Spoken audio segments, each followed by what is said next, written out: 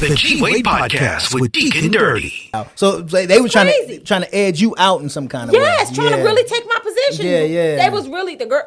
They thought they was about to be managers because he was smashing them. Mm-hmm. Like, come on, you thought you was gonna be on the show. I wasn't about to bring you on nothing I was on.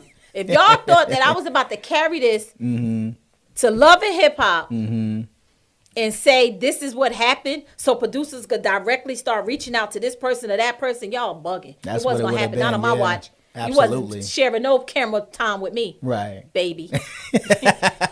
Wasn't happening. It didn't either. So, but did the salon ever be a part of the show? Was the salon in it was in the it. show? Yeah, okay. 7 and 8. Because you came in season, 7, right? 7, that's when we was putting it together. Okay. And then I was on 8 and I had more.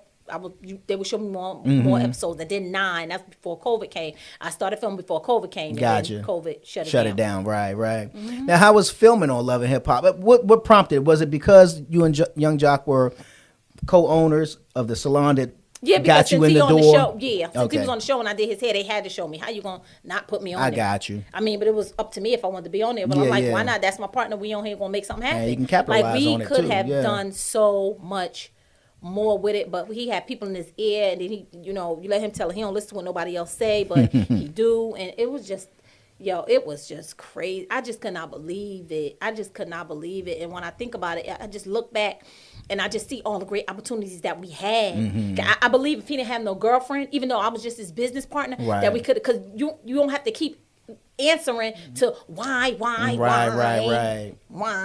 ain't got to keep on. I don't understand. It ain't for you to understand. It's my business partner. She caused me to go viral and be hot again. That's how I'm able to have more money now. Like, shut up. Yeah. Like, you know what I'm saying? If you're going to be there anyway, if you ain't going to leave no matter what he's doing, shut up. You're going to eat too. You know what I'm saying? So shut up. Right. You know what I'm saying? And it was just a mess. Like, too many people was in his ear. It was a mess. And I still carried my weight. And I carried it all the way to the end. So when it was time to end it, I ended it first. He didn't even know when the lease was ending. Okay. I contacted owners, can we get out early? What's the deal? He walked away. So we can talk about that too. Yeah. So he kind of just left it. Bad mouth. That's a line. Like, why would you do that? Right. Like, but I thought you said you was a businessman. That's not what businessmen do. You talk to me. Could never have a one-on-one. It's always argument, because at that point he was so upset that he didn't even want to hear anything I had to say. And my explanation to him was so important, and it was so 1,000. It was almost like you was being naive. You didn't want to hear the truth. You didn't want to hear the truth. If you're sleeping with the women, for one, I can tell you what they doing and what they saying up here and how they treating me. You don't want to believe that, because all you looking at is me being aggressive and thinking I'm talking to them rude. So you got customers that come in there that's coming from you or your people, and they like, she's this, she's that. But then they see me on the show and they see how me and you go back and forth. So they thinking I'm that person. Then some people from out of town used to come by and then, you nothing like how girl, they always try to make you be this way and that way. Like, you got to get to know me before you say you know me. Because you don't know me. And that's what I was going to ask you. Do you think that the show mischaracterized you? They mischaracterized a lot of people on A lot of people, yeah. Like, some stuff they say, they be like, they caught me saying that wasn't even like that. And they make you look like you being negative or mean or argumentative, and you really not. You was like, that shot wasn't even like that. But that's in editing, that's how I make it look. And that's just how it go. You just got to be ready for it. Like, I'm made for TV, so I made whatever happened I need to make happen. I became aware of that when I watched Jim Jones and his wife on the what was it, the first one, Love and Hip Hop? Jim and Christy. Early on. Yeah. And when they had their own show. I like Jimmy. When they first was on there, and then they kind of broke away, and then did their own show because they had the same problem. Jim was like, "Yo, why y'all shoot me like this? It's not what I said. It's not how I said it." Right. Yeah. Yeah, it'd be like that.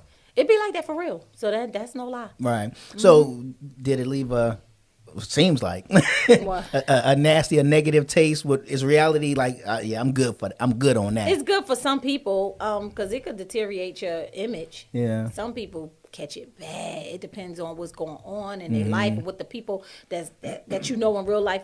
It depends. But for me, I mean, it kind of worked for me. It took me. That's what I was gonna say. Yeah. You know, but people, you know what I realized with the comments and different people that I met that would see me, that's from seeing me on the show, they used to be like, "I love your personality. You was letting Jock have it." It was like they used to say this to me. They used to be like, "Yeah." Some people were saying, "You know her. You worked there with her. She got a bad attitude." And then you had, so it was some people saying both but things, it wasn't nothing that they could really say to make me feel some type of way, because I'm knowing it's reality TV and you got to behave a certain type of way. Like I said, me being in the salon, letting these stylists try to do me any old type of way, wasn't gonna happen. Me getting on the show in front of cameras, in front of the world, you think I'm about to let these producers twerk whatever they want to twerk without me really having to get off what I got to get off. Like, it was a lot more I could have said, but when I say I'm solid, like I said on the show, if y'all seen one of those episodes, it makes sense to me. Yeah. It's like, y'all not about to try to play me like this. If I can, as long as I know what's going on, I know what to say and what not to say, because it's like a reality TV game, and that's something that he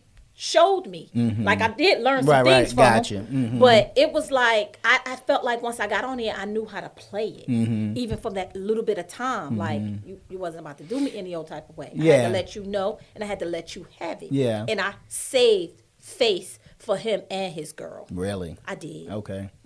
So in other words, there was so much more you could have said that would have that was rocked going the on whole in the system. But I wasn't about to put nobody else on. Facts. Like, why would I do that? Yeah. So some people like, well, you could have did that because you would have been on more and more. I'm like, nah, but that's not what I'm trying to do here, because it is a turn and there's a twist to that too. So I try to look at things before it even happened. And I did great by doing that. I'm so proud of myself. I believe you would have blocked a couple of blessings if you had done stuff like that. So, yeah, you can. Yeah. You really could. But, you know, some people feel like you blocked some blessings by not telling the whole story. No, I didn't. You know why? Because what if something would have happened for them? I got beef with you in real life outside the salon, when the cameras is off. Like, blocking a blessing. Like, we're not going to talk about that. I really had beef with these women. And you think I'm that thirsty to tell the whole story when these cameras is off and I catch you out the salon, that is not going to go down? No, it's going down. Right. Like, that's how bad it was. It was really bad with me and them stylists. And all I could say I'm about to go back and watch the full season and see how this thing played all the way out. I don't say much about the stylists on the show.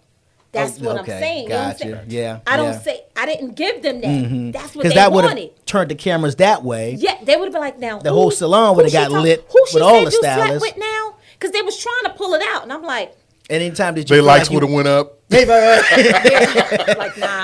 nah, we ain't doing that. Was it any time that you felt like you wanted to I should just tell him? You know what I'm saying? Nah. Because he knew what it was. You was solid. I ain't doing him dirty like that because he invested in me. That's what's up. So when you say you solid and somebody invested in you, no matter. Now that can be appreciated. You know what I'm saying? No, it was very much appreciated. Yeah, and absolutely. Actually, we was better friends before we came into partnership. Yeah. But the partnership, it wasn't so bad until I started to see the real person that he was. Like, with the women, I didn't know because I wasn't a fan of his from back then. I just knew he had the one popular hit song. Like, I didn't pay him no attention, so I was like, oh, okay. But once I saw how you was and with the women, and it was like whatever for women with you, I was just like, yo, this nigga got a problem.